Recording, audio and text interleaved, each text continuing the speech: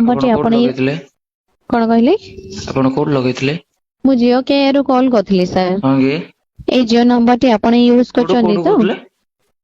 Jio କେୟାରରୁ। Jio care? Jio ଏଇ care number ତ କାହିଁ କିଛି ନାହିଁ ତ? ଶୁଣ, ଏଇ ନମ୍ବରଟି ଆପଣଙ୍କର ଜିଓ ସିମ୍ ତ? ଏଟା ଆପଣ ଯୋଉ କଲ୍ କରୁଛନ୍ତି? ହଁ ହଁ। ଏଟା ତ ଆଇଡିଆ ସିମ୍ ଟା ମୋର। ମାନେ? ଏଇଟା ମୁଁ ଆଇଡିଆ ସିମ୍ ଟା କିଣିଥିଲି। ଜିଓ ମାନେ ଆଇଡିଆ ବି ଜିଓରେ ହିଁ ଯାଉଥିବ ବୋଧେ। ଆଇଡିଆ ଯା ଜିଓ ରେ ଯାଉଛି କି? ହୁଁ। ଆପଣ ଜିଓ ଶୋ କରୁଛି? ହଁ। ମୋର ତ ଆଇଡିଆ ସିମ୍ ଟା। ଆଇଡିଆ ଯେ ମୁଁ କହୁଛି ବା ନମ୍ବରଟି ଜିଓ ରେ ହିଁ ଯାଉଥିବ। ହଁ କି? ଜିଓ ଆଇଡିଆ ହୁଁ। ଗୋଟେ କି? ଆଜ୍ଞା।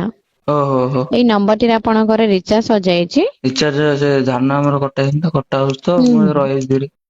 ଆଜ୍ଞା ହଉ ଚେଷ୍ଟା କରନ୍ତୁ ନମ୍ବରଟି ସାର୍ ଆଜି ହଁ ମୁଁ ତ ରିଚାର୍ଜ ଟ୍ରାଏ କରିଦବା କରୁଛି ପାଇଁ। ସବୁବେଳେ ରିଚାର୍ଜ କରିବାକୁ। କିଏ କରୁଛି ରିଚାର୍ଜ ମୋର? ସମସ୍ତେ ଖାଲି ଫୋନ କରୁଛନ୍ତି କହିଦେଇକି ପଳଉଛନ୍ତି।